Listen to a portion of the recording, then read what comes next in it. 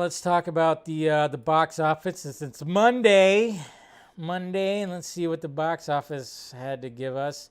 It's kind of a slow news day. I'm not gonna lie, kind of a slow news day. So, all right, let's go to the box office right here. So, nothing too crazy, nothing really. The only new one was Dear Evan Hansen, which a lot of people were bitching about, I guess. I don't know.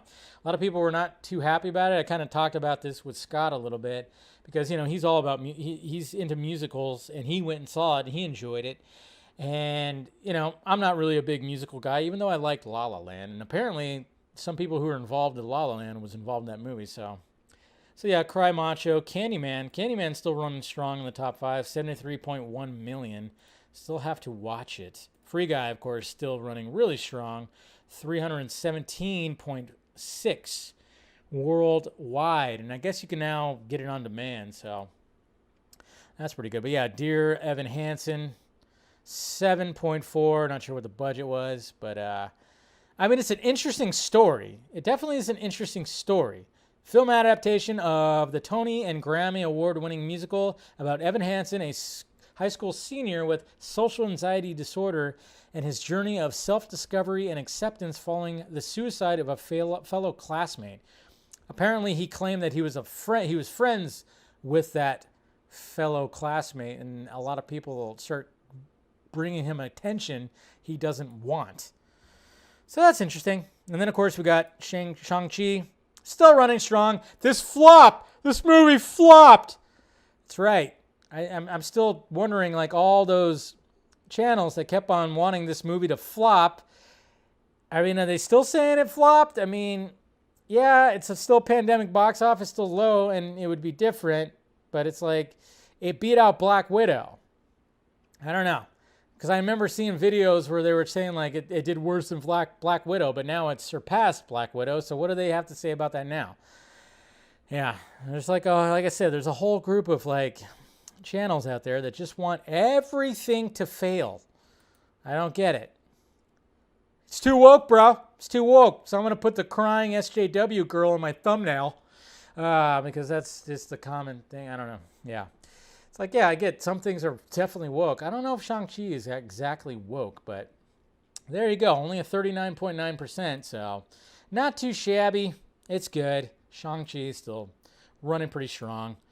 It's definitely not a flop, though. I think, when it comes to an origin story for a character that not a lot of people know about, perfect. I think, yeah, if we weren't still in pandemic mode, probably would have chalked on probably another 200 to 300. I'm not sure if it would have made $1 billion. I don't know if Shang-Chi would have made $1 billion. I've been kind of thinking about that. I think some people think it would have made $1 billion. I don't know if it would have made $1 billion, to be honest. Maybe word of mouth. If we were like in, pre-pandemic, if we weren't in a pandemic, I don't know if it would have made $1 billion. You guys think it would have made $1 billion? I don't know. So, yeah. I don't know. It's interesting. So, what's going on, Andre? Did you ask the tough questions? Probably not. Anyways, yeah, I don't know. I always kind of wondered that. It's like, is Shang-Chi, I don't think it would have made, but it would have done well. And I think, it would have done just well enough, established like a new character, something fresh in the MCU. I think it would have been fine. I think it honestly would have been fine. So, yeah, that's just my opinion on it. I don't know. It's always been, but it's just people that wanted that thing to fail. I'm like, nah, it's not gonna happen. If God awful Captain Marvel, yeah, but the thing is, but I don't know. I think people were just doing that just because of that. I don't know. It's because of female lead. I don't know. Yeah, I know. It sucks that Captain Marvel got $1 billion because that movie. I don't think I'll ever watch that movie again because it's one of the worst MCU movies. It really is. Like, honestly, I might even talking about Alan Taylor's fucking Thor Dark World. I'm like, I might watch that over Captain Marvel, to be honest. I just remember just sitting. When I sit in the movie theater like this, when I have my hand and my finger leaning up against my cheek, that's when I'm just like, oh boy.